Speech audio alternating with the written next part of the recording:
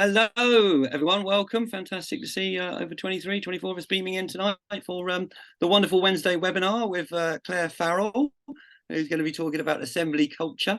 It's come through many movements, having people's assemblies, community assemblies, and XR has really accelerated that. And climate emergency centres, it's part of the handbook too, for centres to create more regular people's assemblies, or community assemblies is a new word for these things, I think.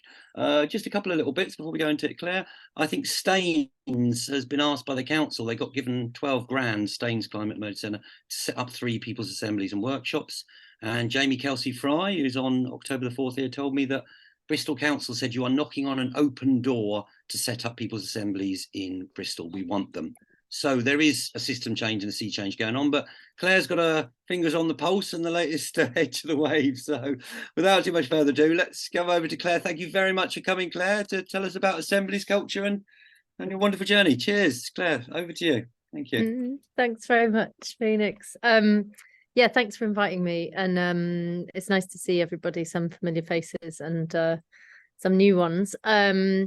So first of all, I'll just explain. Most people know me because of helping to start Extinction Rebellion and being spokesperson for the movement, being sort of visible in that way. But my background before that was working with sustainability in fashion. I've been educating that for a long time. But also before that, I was part of a group called the Space Hijackers, and we were a group of artists, I guess, and creatives and activists who did work in the tradition or the sort of lineage, I guess, of the situationist movement, which involved doing ridiculous things in public space, mostly. And much of that sort of spirit, I guess, came with us, several of us, into the sort of setting up the art department for Extinction Rebellion. So my sort of heart has always been with a lot of creative work. I helped to build the art department that delivered all the name and the look and the feel of the movement and all of that kind of stuff. But before that, I was a designer. And so my eye is always on design, and also, like, increasingly through my work in the movement, I became aware that I was sort of useful as a communicator, working in communication. So I went and, worked in the media team and messaging and comms and talking a lot. So that's a bit about sort of, who I am and where I'm coming from.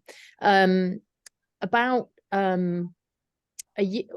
almost a year ago now, I'd say, I started having conversations about what's the sort of useful strategic direction for us as a movement, and also thinking quite deeply, I guess, about whether or not we still agree with that foundational objective of XR, which was to get participatory democracy to help us find a just solution to the crises that we're faced with.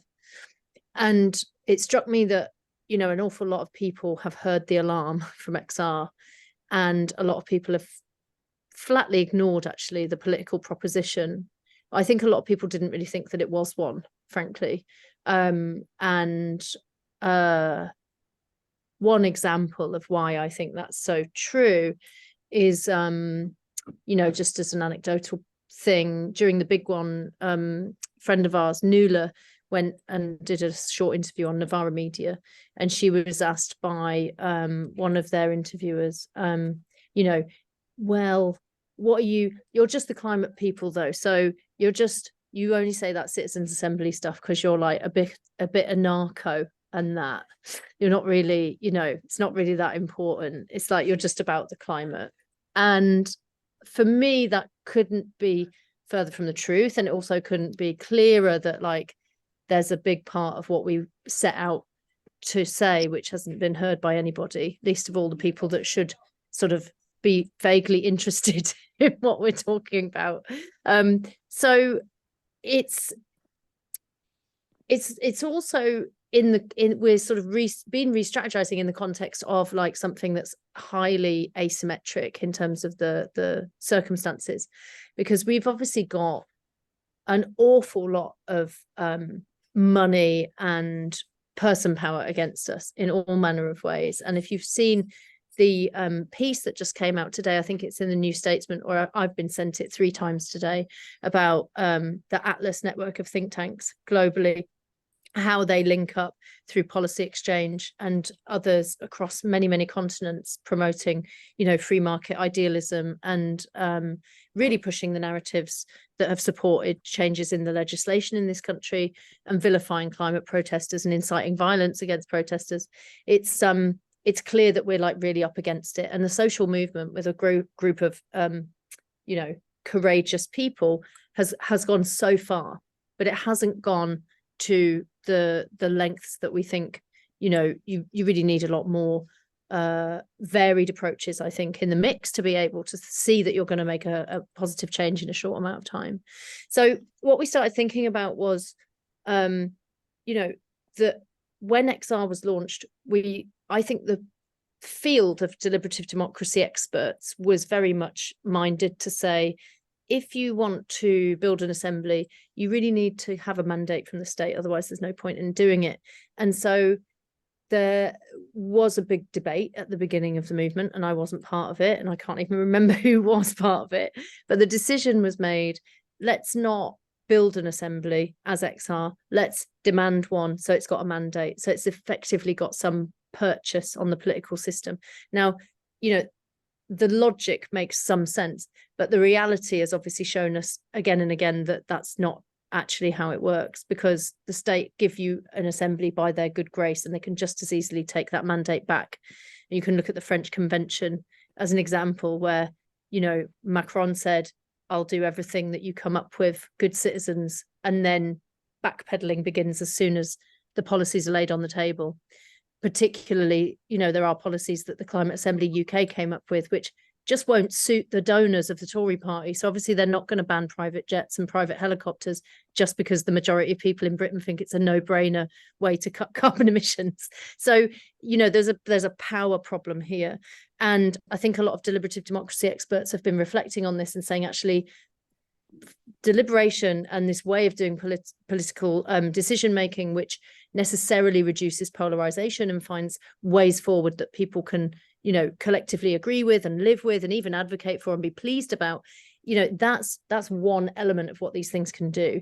But there's a need for something else. And I think part of what we've said is needed is for there to be a bunch of different elements in a system that support the deliberative wave, so that it can have the kind of power that it needs to square up to the kind of shutting down of power that the state has been able to do so far on behalf of assemblies that have happened, in terms of ruling out certain policies or dismantling them and watering them down.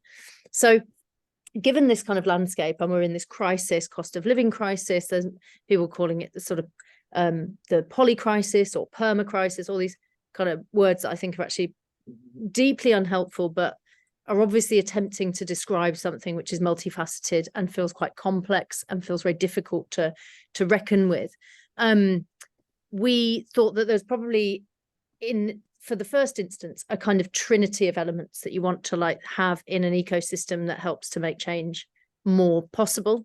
And one of those is social movements, protest, non-cooperation, civil disobedience, non-violence, all of that stuff I would put in one bucket.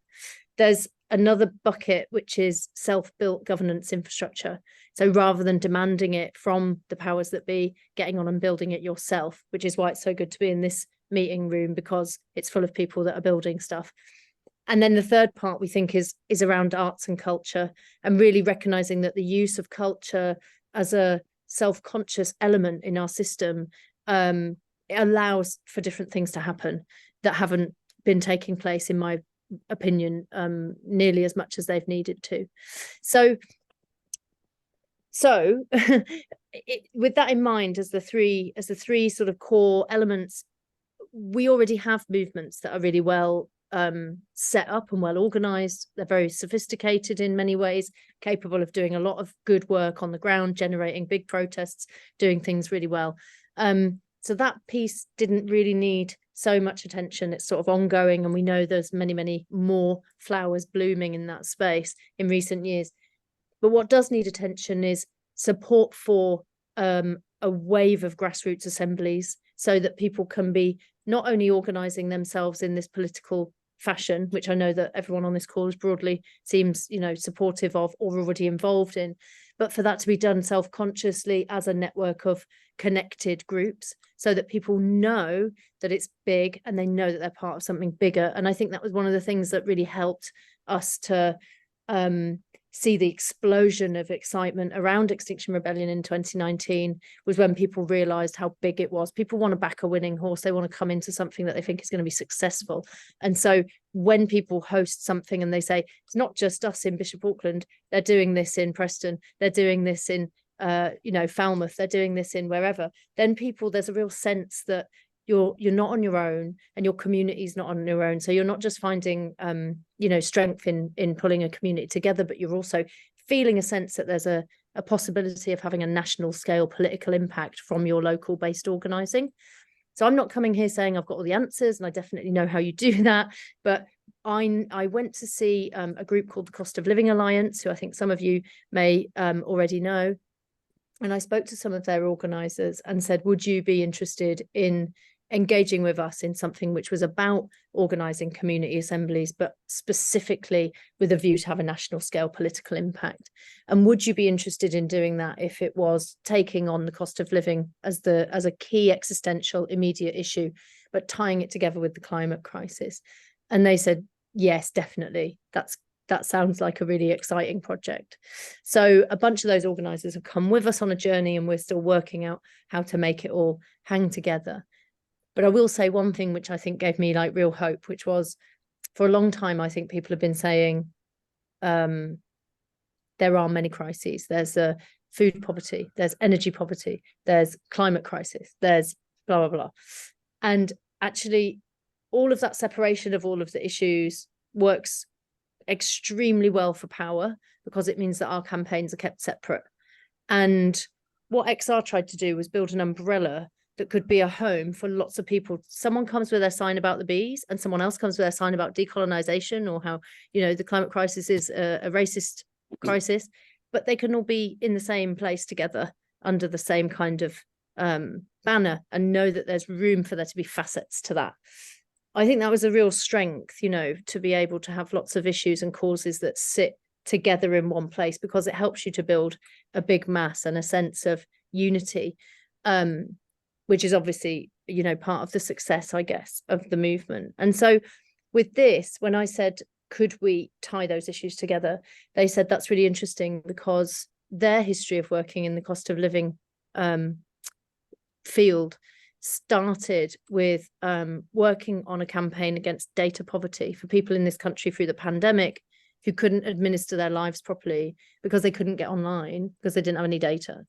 And that was really interesting to me because I've said this to many people, but as a climate activist, I had known people needing support with data to be often people who live in other continents who want to join, let's say, an international call to talk about the climate crisis and activism and join with other people from somewhere where you would say, okay, it's expensive. Let's help the people in Kenya to jump on this call, or let's fund the data to get the people in South Africa on this call, or whoever it is.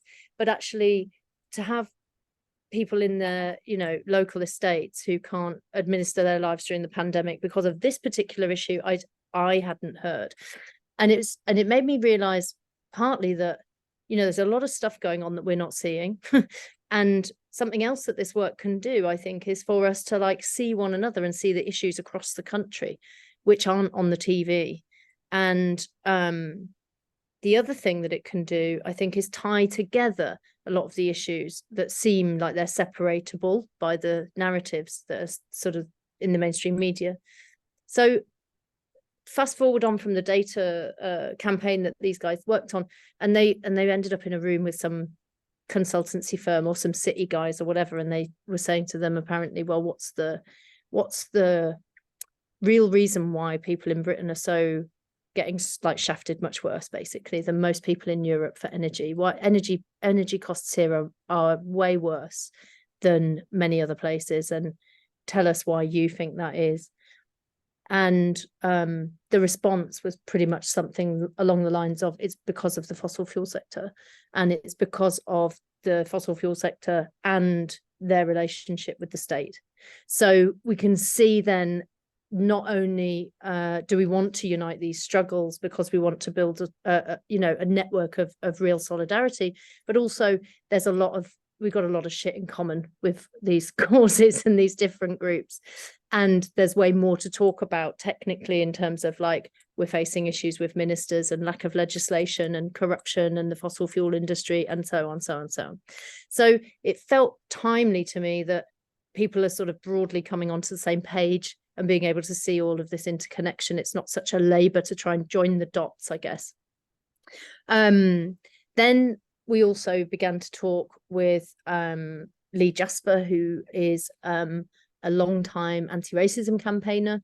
And so, along with cost of living issues, we also trying to forefront anti-racism work in the work that we want to do, so that we make sure from the outset we get that, hopefully more right than we did when we started XR. We didn't get it right at the start of XR, in my opinion, and that we make it clear that this is work that is going to seek a radical kind of social justice agenda where it comes to the most marginalized people. So that's anti-racism, but also, I think we're going to be applying ourselves to trying to look at special ways to engage with the disabled community, certain ways to engage with youth communities and so on, so that we make sure that within this field of participative democracy, we're recognizing that when those people come into a space where everybody's sitting around a table, it doesn't necessarily mean that everyone feels equal. It doesn't necessarily mean that everyone's going to speak out as much as you might want them to. And there may be some things that you need to design in to better support certain people in certain spaces. I'm not saying we're going to get that completely right, but we've got some really good ideas of innovating around inclusion issues as they stand in the deliberative democracy field.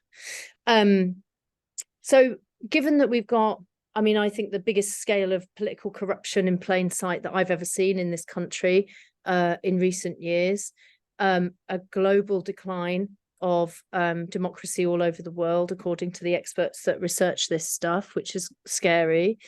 A recent report, which you may have all seen, I don't know, saying that young people are less interested in democracy than older people, perhaps by statistical analysis, that I think there's a good reason why you would not have faith in that as a concept if you were like a really young person, because if you've only ever seen what happened in the last sort of 15 to 20 years, why on earth would you think it was a good idea?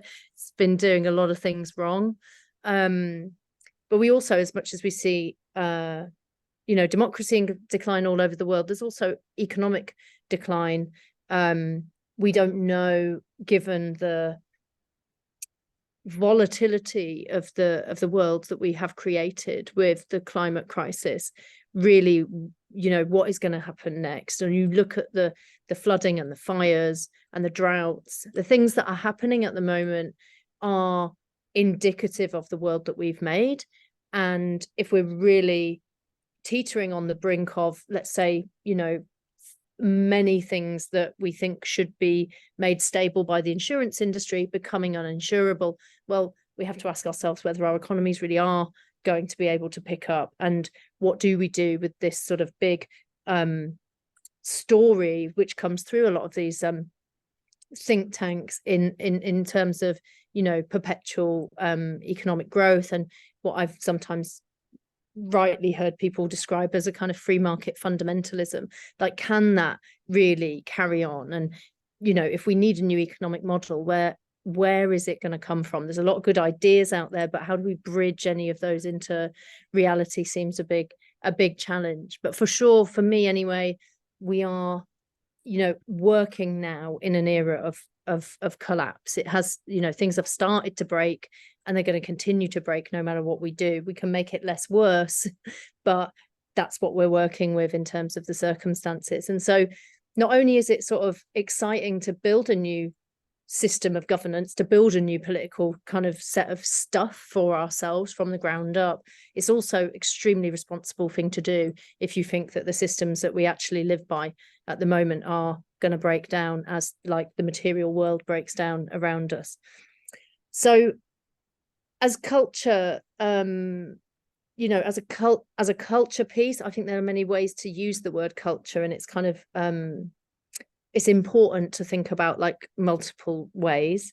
So we don't just mean culture as in like what happens in an art gallery or what happens in music. We mean culture as well as in like, how do we work together, and how do we've been thinking a lot about how, you know, we would like to think quite self-consciously in this work about how we build trust, about dedication, and about the recognizing this work to be sort of like hard work, but also, you know, recognizing that we need to create for ourselves a kind of new ethic of care and freedom. Something that the late David Graeber said to me and some other people just a little while before he unfortunately passed away, was that he was sort of imagining this piece of work that he could do around using care and freedom as a replacement for production and consumption, because the more that you increase them, the more you can have. So creating a self-propelling positive feedback mechanism. So rather than what we have, which is extractive and destructive and exploitative, generating a circumstance where we recognize the more care you have, the more freedom you can have. The more freedom you have, the more care you can give, and so on. And so we're quite interested in how, you know, bringing people together around self-organized, self-determined political solutions can also generate far more freedom, in inverted commas, for people than, you know, what we have now, where people, I think, feel very like unfree. But certainly in society, we're sort of noticing that less and less people are being well cared for by the structures that we have. So, and then the other thing in terms of the use of the word culture, I think, is about how we create things together, and arts and having fun. And, you know, there are people who are organising in the Cost of Living Alliance network who do these local summits, and we're learning from them and talking to them about how we design spaces, let's say, or interactions, how these kind of local meetings can go super well. And in a way, one of the things that I think we're striking on at the moment is that sometimes the most political thing you can do is to be less political. And by that I mean have an event where you have music and food and people have a good time, and you listen to your local poets and you make shit together, you know. And there's some people in that network who've said that they've been organizing meetings kind of like that for a couple of years now, and that people have like FOMO if they miss them because they're so good, things to go to. But by proxy, they're doing political organizing, and they're holding assembly type discussions, and they're trying to make decisions, but it's really coming from a joyous kind of event that people host together. The other thing about culture, I guess, in this sense, is about amplification. So, you know, we have been networking hard with artists and people who've got bigger reach, and people who've some people who hopefully can link us up to places where we can raise money, or people whose name goes against something and it says, you know, then we can raise more money because we're working with these famous artists. So it looks very impressive.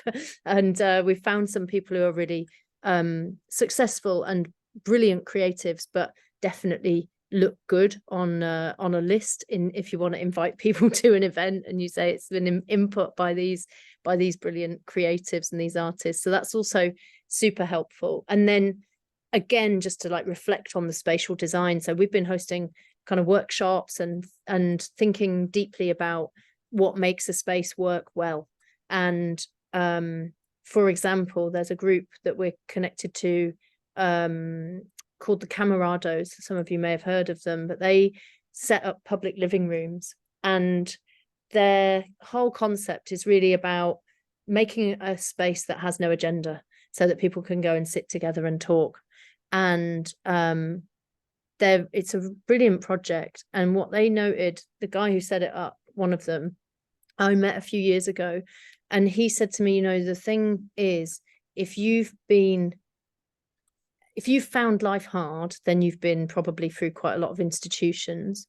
And if you've been through institutions and you've been like in hospitals, or you've been in refuge centers, or you've been in prison cells even, or police custody, you will never ever in any of those places ever see a fairy light in your life. And so he was like, so I encourage people, if you set up a living room, you want to have some mugs for some tea, if you can have some fairy lights, it's really helpful because it makes everyone go, oh, this is a nice place. So thinking about those things as a designer, I think, well, what are the signifiers that are going to help us to build a new political reality for ourselves? And actually, it's interesting to think about the aesthetic and how people need to feel in the room, and what does the space do?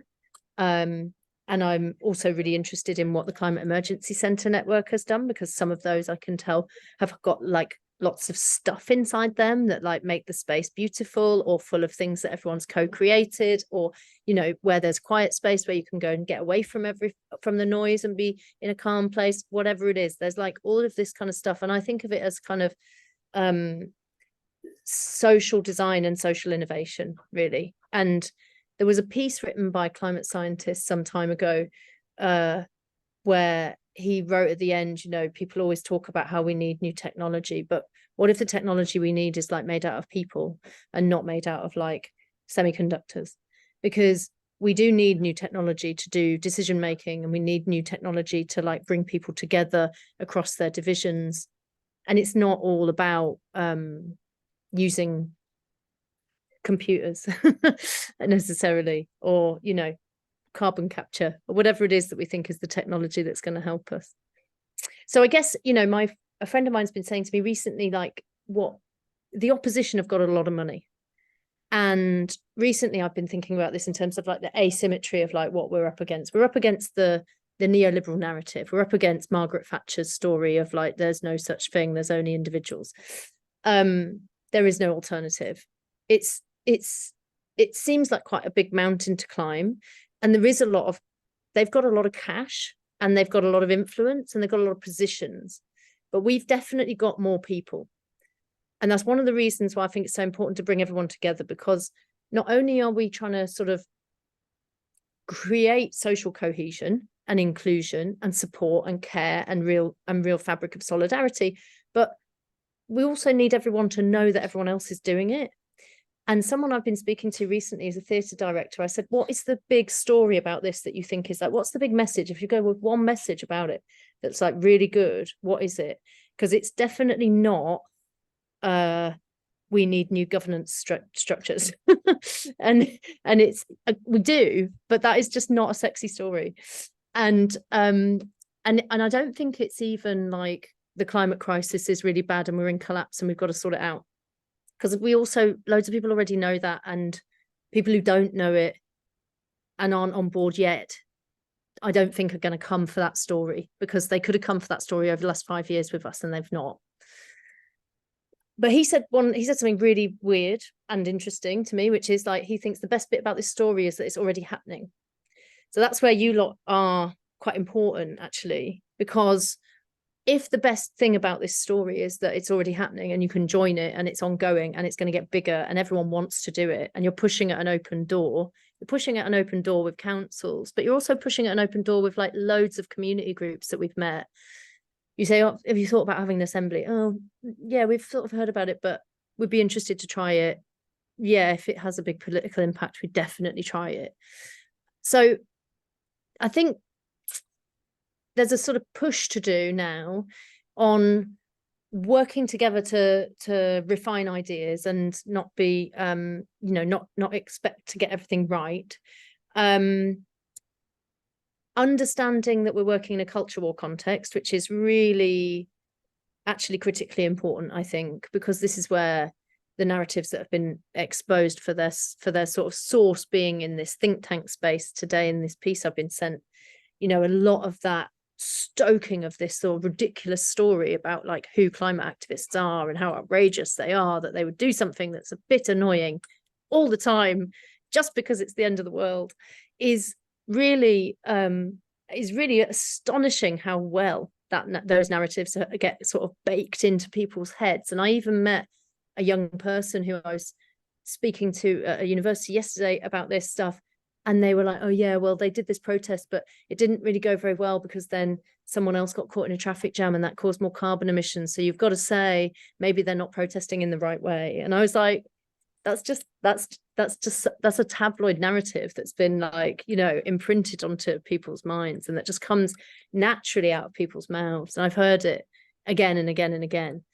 So what we're really self-consciously doing, I think, is trying to generate the capacity for everyone to write a new story together, and for us to show how actually when the nation meets itself, it does not think like the Daily Mail says it does. And we are not the people that the newspapers are telling us that we are. And we may wildly disagree about some things, and we may think that some people's opinions about some topics are totally like unpleasant. But within reason, I still think that we're going to be seeking to sort of get everyone to talk to each other and try and go beyond the opinion and say, well, what's behind that? Why do you think that? And so with that in mind, there's also like something we're building into our toolkit, which is about using facilitation techniques that come from a restorative justice kind of field of thinking.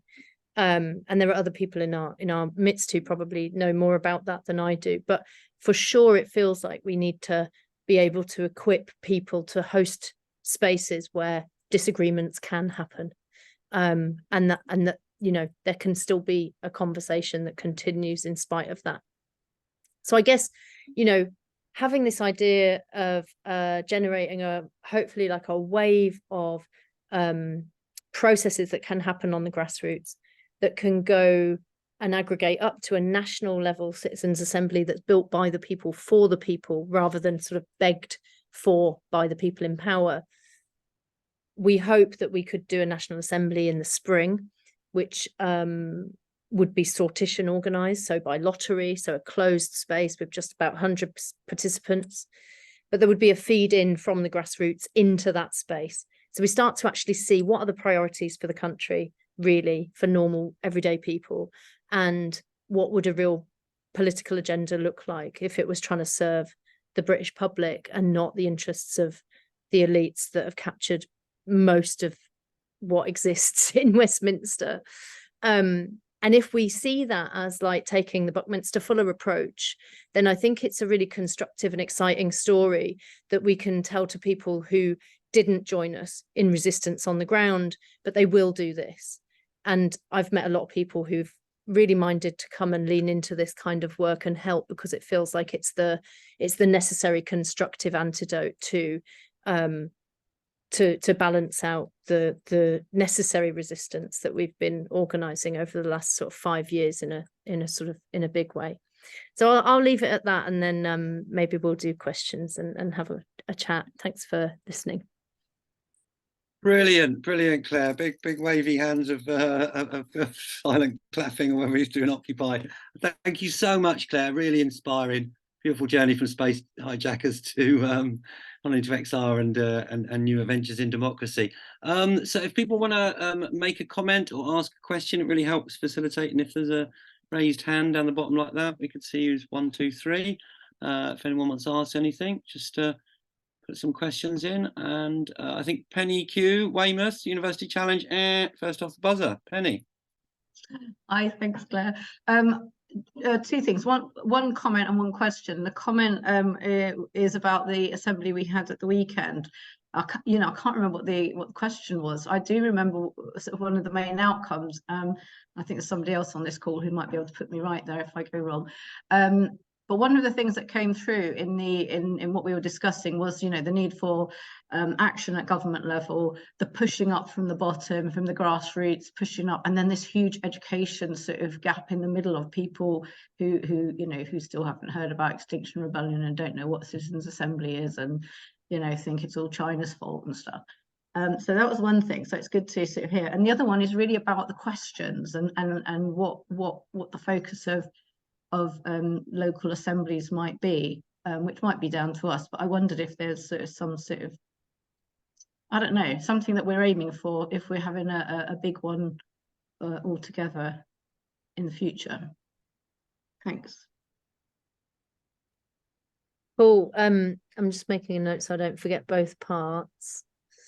So there's this, to answer your second question first, there's like I think in our toolkit, there's like two versions, if you like, of how we're saying from the Humanity Project, like there's two different ways to start a local assembly. And obviously there's like many, but for us, there's a way where you sort of go, what's getting under your skin?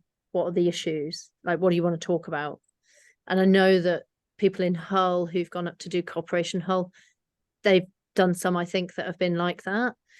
I think a lot of the assemblies in Occupy worked in a similar way, you know, where you'd say, come up and testify, what's getting to you, what do you care about? And they're very open-ended. And that's a useful way to engage a community, to get everybody to come together and feel heard and feel like they can get all their stuff out on the table, I think. But I'm also conscious that for this project, we definitely have like two existential crises, which I think are very useful to put together: cost of living and climate. And to say, we've got this big climate crisis, which is the context that we now live in because it's happening. And we've got a cost of living crisis, which is giving people an immediate existential risk in some parts of our society. And most of those people are invisible. Nobody's seeing them. We're not hearing their stories. So for me, it feels important that we can sort of put it into a frame, if you like, that gives us a coherent set of outputs that can be made into something that gives us a sort of coherent political agenda, if that makes sense.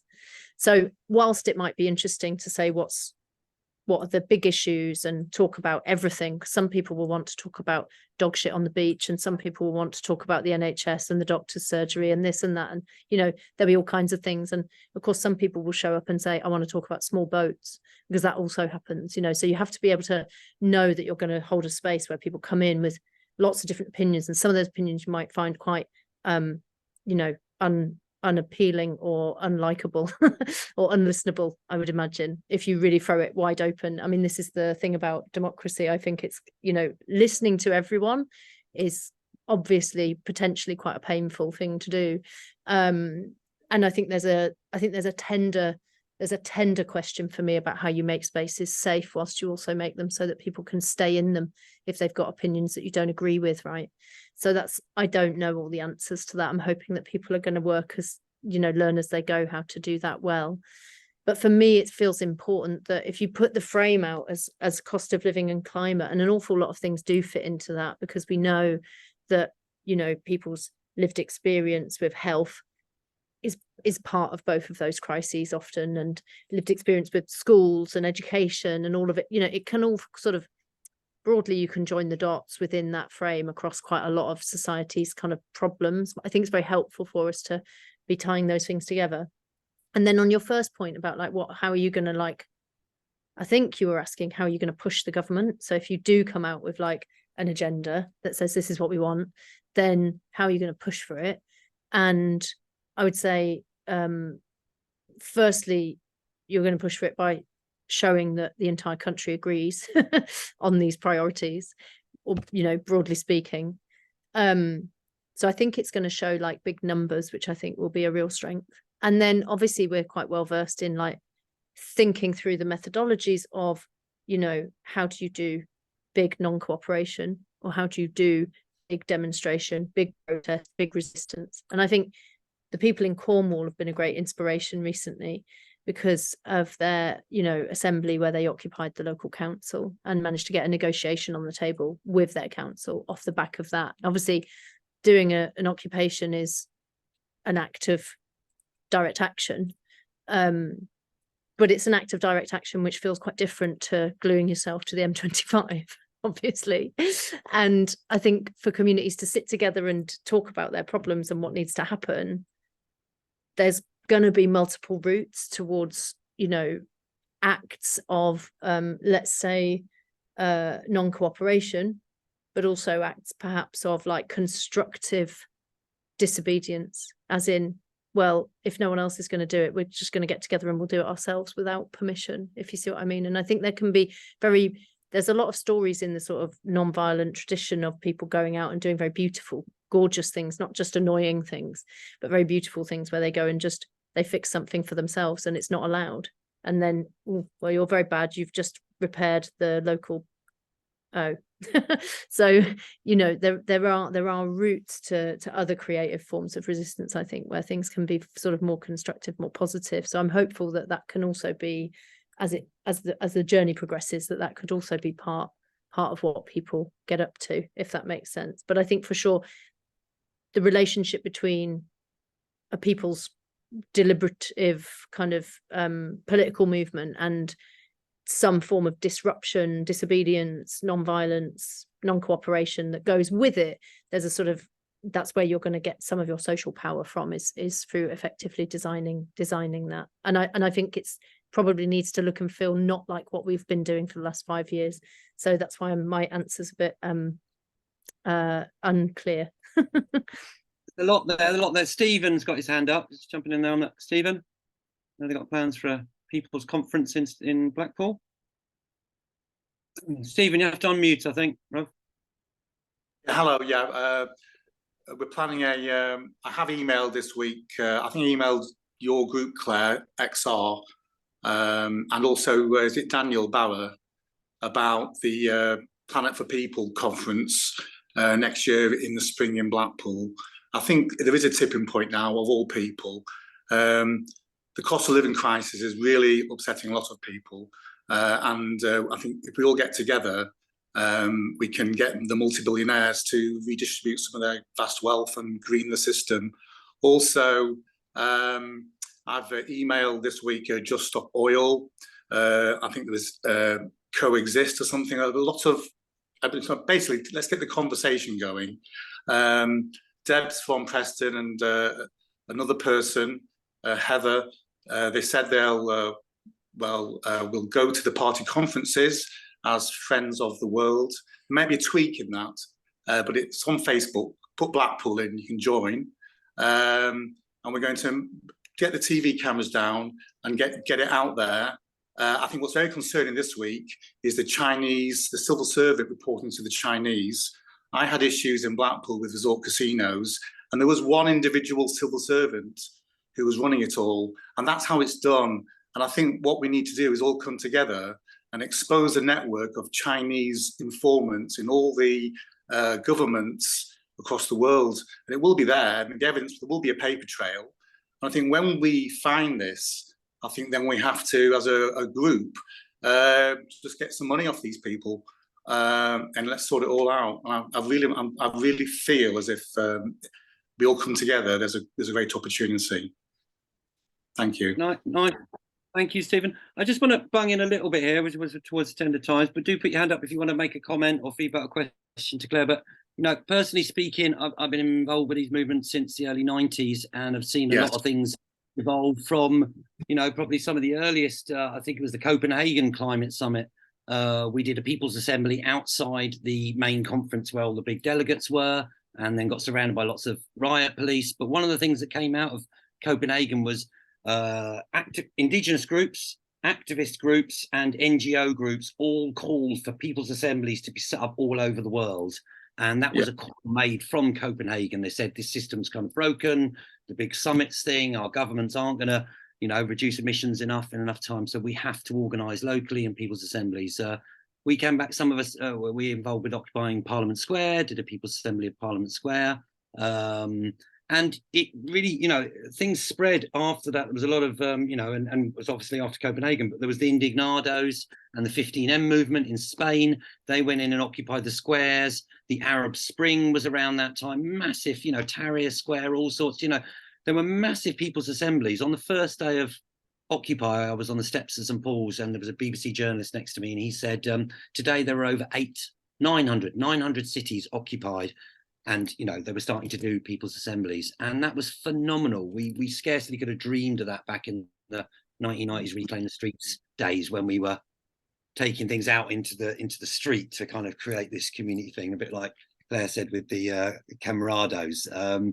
You know, we need these community spaces to discuss the futures we want to see. And how do we make that happen? You know, how do we create people's assemblies within our climate emergency centres, but also out of the buildings, out in public parks and spaces. And one last learning from that was the Indignados, after occupying the squares for about 4 months, or the 15M movement, they left because they recognised after you stay out in public for too long, things get messy with all the social care issues that we had to deal with at Occupy and all the rest. So they said, go back into your communities, create community spaces, occupy libraries, do things and get organised locally. And I'm really interested to hear, you know, more and what Claire's been talking about tonight, the Humanities Project a bit, and creating things for better systems, you know, and into next year. What are we going to do with people's assemblies and citizens' assemblies, and creating, like Buckminster Fuller says, create the, you know, the parallel alternative, you know, system next to the old one, and the old one will fall away if you're creating a better new system. So let's design that together and make it happen into the future.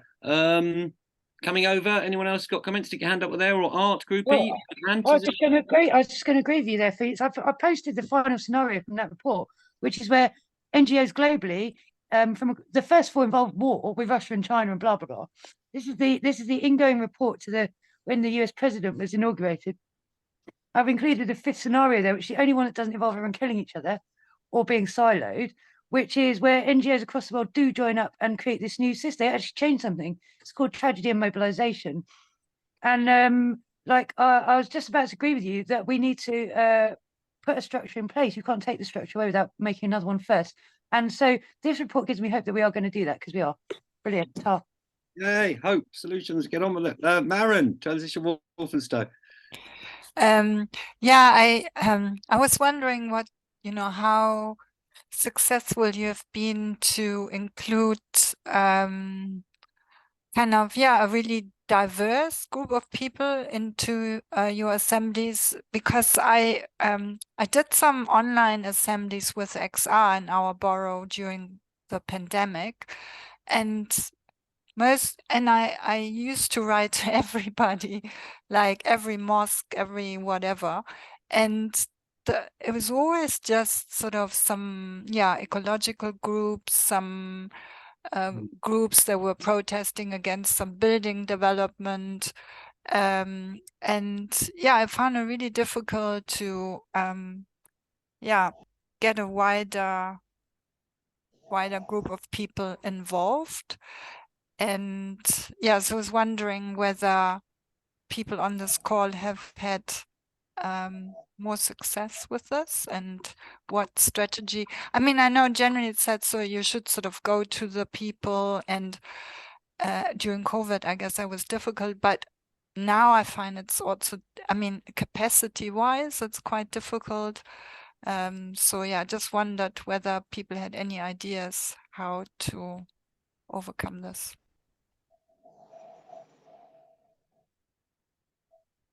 Do you want me to come back? Or I think Deb's had a hand up there to say something. I spotted. I just want to chuck a quick one in there, Mark. Music, having run these centres for 30 years, one of the things that bring all cultures together I found over the years is music. And you can have an exhibition about, or a talk about, or a workshop, or a people's assembly, and have 50 people, 80 people. You put a party in there and you have a discussion as well. You suddenly got 300, and from all cultures. But we've run a lot of centres that have been in very ethnically diverse inner city London areas. Debs in sunny Preston. Just say that the Climate Emergency Centre is a great place to meet diverse people. We get such a range of people in. It brightens my day all the time, from like really old people to the youngest people, like young mums, people of colour. Everybody comes in, whether they're homeless, whether they've got a house, whether they're poor, whether they've got a bit of money, doesn't matter. A cup of tea, everyone's in. Beautiful, Debs. Beautiful. That's community, you know. Yeah, it is. The one thing that, I mean, you know, I think did Swindon beam in here, Julian? You know, I've got a picture of the Swindon Community Hub. It's an old river island in the middle of town, and it's just completely, you know, mix of all ages of people and diverse cultures. I think it was a dub reggae night, but you know, there's like really good to see. You know, these things. I had a nice vegan African meal at your Climate Emergency Centre, Phoenix. I remember that. Yeah. We brilliant. had a big kind of, I don't know what the correct word is, but the sort of people of African descent culture that really came in. ran markets and put on events and arts, and particularly, you know, Black History arts events and all sorts of stuff, you know. Actually, a quick plug, we've got a new Space Generators gallery opening up in Soho, and we've got Black History Month event coming up. Quick plug also, I think we're going to go to parting comments or check out soon, guys, but another quick one, just next week we have Sian Berry, who's was the co-leader of the Green Party, Green GLA councillor, and soon hopefully the prospective MP for Brighton, is coming to talk about dead spaces, vacant properties in every community that could be used, and also a new thing called a People's Land Commission, which we really need. We need some land reclaims. So, ladies and gentlemen, it's been really fascinating. And anyone wants last quick questions or comments or anything, or maybe we will do that as we go round. Could I say a closing thing about that sort of diversity issue? So I mentioned it in the talk, and I just think it's good to sort of expand a little bit on what we're thinking about for this, because this is not necessarily going to solve your problems at a local level of bringing people together and getting unlikely people in the room to have the conversations, which I know is hard work, and sometimes it's just graft, just networking and building relationships. But as far as like having a national assembly and having a sortition process goes, there's definitely some criticism of the sortition process from minority groups who will say, well, you might have proportionally the same number of Black people in an assembly as you've got in the UK. It doesn't necessarily mean they're going to take part in the same way as the white people who might feel more confident, more comfortable, like there's more people like them, and so on, as you know, I'm sure.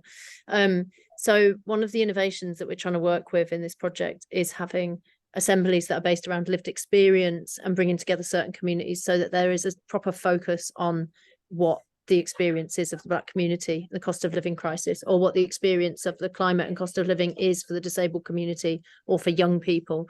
And there's a lot of people, I think, who are interested in running these kinds of assemblies that really sort of draw the experience of certain people, certain communities, in order that they can feed in specifically. So if you imagine being part of that small group of Black and Asian people in a sortition selection, if you've got an input from an expert assembly on your community's experience, it's going to come with more weight into the room. That's going to support you to better participate and better represent your own community's experience, because you feel you've got more support than just the people who are present in the space.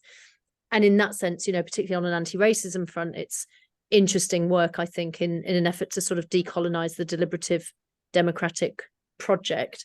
And, you know, in addition to that, I think it will also give cause for a kind of celebration and a recognition of people's lived experience as a form of expertise. And I think often what's criticized in the citizens assembly field is like, we'll bring you the experts, and then you little people can go and talk about what the clever people told you, and then you'll come up with some good ideas because an academic just came and told you all the things that they know.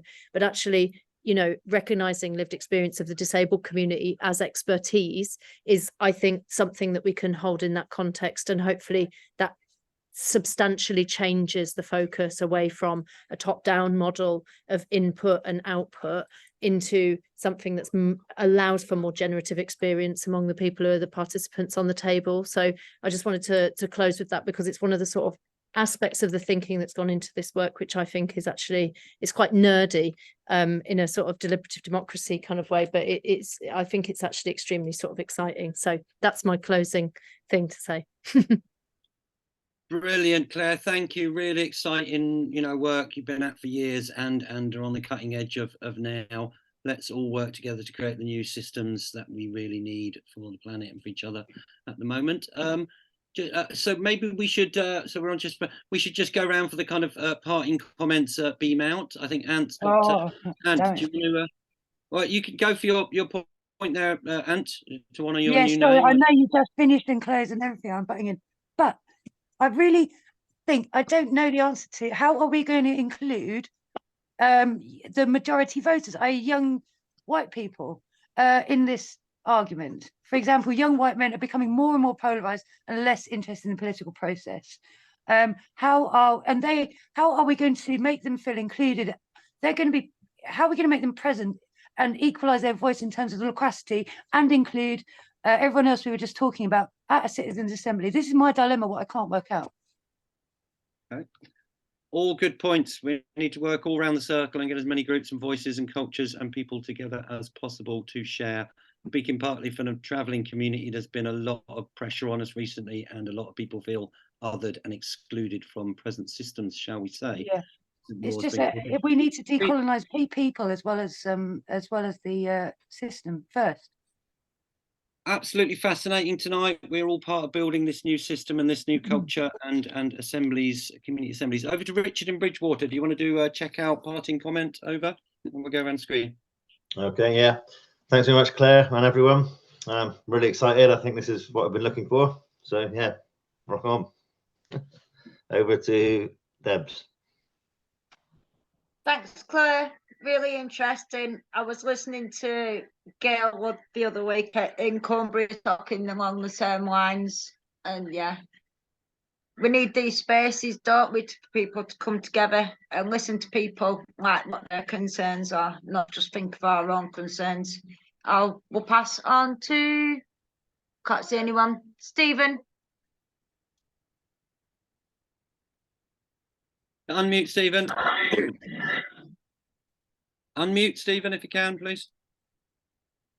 Oh, yeah, thank you. I just want to say, it's Claire, isn't it? Yeah. Yeah. Thank you so much. Very quickly, I did speak also to Carolyn there. She's a climate group in Taunton. What I learned from her is basically they're doing their own thing. They're ignoring central government. That's the idea of the conference, that we do our own thing. I also want to say about Debs, yes, your centre is wonderful. You have lots of people coming in, all sorts of people. I'm Jewish, so, you know, I'm Jewish, so that's another one to add to the mix. So thank you very much, Claire, for this today. Nice to speak to everybody. Phoenix, thank you for hosting this as well. Bless up all the community workers. Do you want to pass to someone, Stephen? One other thing is that anybody, the Lib Dem conference, we need Friends of the World at the Lib Dem conference. So anybody that's in Bournemouth, 26th to 29th of September, so anyone there, let's get the Lib Dems covered as well, because it's like the whole thing's like the smell of rotten fish, the whole political system, the whole thing. There's a CEC group in Bournemouth. I'll link you up. Can we have to Belle? Please, thank you. Lovely to see you, Belle. Yeah, oh, it's good to be here. Yeah, really excited by this synergy and yeah, always the ideas. Yeah, and we're always looking for collaborators. Please do get in touch. I'll pass to Philip. Thank you very much indeed. Thanks so much, Claire. Very interesting. Really loved it. Can't wait to open our CEC and then I'll know what you're all talking about. Anyway, look after yourself. Good luck, everyone. And I'll pass over to Hilary. Hi, thanks, Claire. Thanks, everyone. That was great. And if anyone's in Manchester on Friday, join us for We Are the Canaries, some Canaries, a politician, and outside insurance companies, Parsonage Square, I think it is, Parsonage Gardens, sorry, 12 o'clock midday. So anyone from Manchester, try and come along. Hilary, please do give us an email or contact. We've been offered some buildings in Manchester. We've been offered buildings up and down the country. Yeah, I've put my email in the chat. Brilliant. Do you want to pass to anyone particularly? Pass to Elizabeth? Hi, yeah, thank you. Loads of gratitude, took loads out of that. I think particularly lovely to hear your voice, Claire, how you don't have an answer to how difficult it is to listen to the difficult stuff and carry on with welcome and just keep trying it badly. So that really resonated with me, that we've just got to do it even though it's hard. So I loved that. Loved loads of it. Thank you very much. And I will pass to Maren if you haven't spoken. Yeah, hi, yeah. I thought even though I don't know how I'm gonna tackle it, I'm very inspired and I hope I can pull off something and get some people locally convinced to help me do it. And yeah, lovely to see you all. And pass on to Habiba. Yeah, it was lovely to listen to Billy Bragg in Camden on Sunday. One of the original, who was there 20 years ago. That's what we were doing. We went to see him. Lovely to be here. I'm learning more and more each week.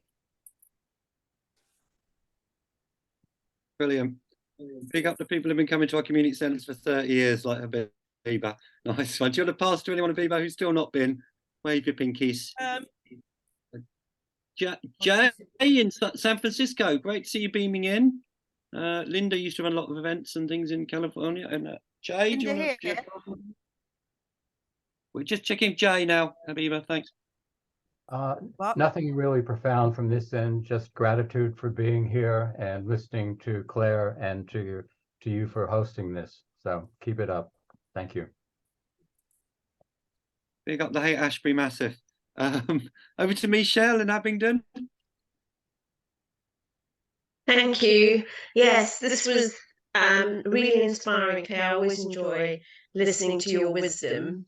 I don't know if you're aware, but the town council has given us our space for 5 years for free. We've already been open for 2 years, and we've got 5 years. So we've got so much work to do, and it is hard. And sometimes I do feel like I just want to walk away and just go and glue myself to the M25. It's a lot more exciting. But yes, I balance it off by doing both, and the only way I can do that is with the support of the community. So it was nice to see my colleagues on here who've all gone already because they were at the pub and I'm at home. Don't know who's been, Felix. I can really empathise with that comment, Michelle. We all feel like walking away sometimes, but community work is the ups and downs and roundabouts, and you keep at it and you keep networking and keep calm, carry on networking. Who hasn't been? Penny Q in sunny Weymouth. Let us know how it's gone with your art gallery lease at some point. On another point, Penny. I did answer. I did answer you. Yeah, well, we're sort of part of the travelling community as far as our climate hub goes at the moment. So we're setting up wherever we can get space for a little while. But as far as people's assemblies go, yeah, thank you, Claire. Very interesting. And yeah, let's just do it wherever we can. Yeah. All right. Anyone who hasn't been, just trying to scan through, sorry, I'm brain multitasking this end. Anyone who hasn't been, wave your hand. Or we all checked out. I sort of went, but I just want to say thanks for such a banging meeting. These meetings are always great. Rock on. Thank you. All right. So last plug is for Sean Berry next week. Thank you so much, Claire. That was really, really inspiring. Just to plug Sean Berry, next week she is talking about Dead Spaces report, empty vacant buildings in all our communities and how we get them used, and also about something called a People's Land Commission. That's next Wednesday 7 till 8 for the webinar. Tune in. And just parting comments, really, we all of our movements for many years, we have been working on this, and we've got to create this alternative system. We cannot wait for governments. Yes, we will work with government and local government at various things, and we have to work with all spectrums of our society. We've got to get on and create the new system next to the old one, like the new paradigm comes, Mr. Fuller says. Thank you very much, ladies and gentlemen. Keep calm and carry on networking wherever you are. Build resilient communities and set up climate emergency centres. Get in touch. There's groups offering us buildings. Big love and have a great rest of your evening. Take care. Yeah. Oh yeah, Cheers, I'll put all the bye. websites. Cheers. Thanks. I'll put the website.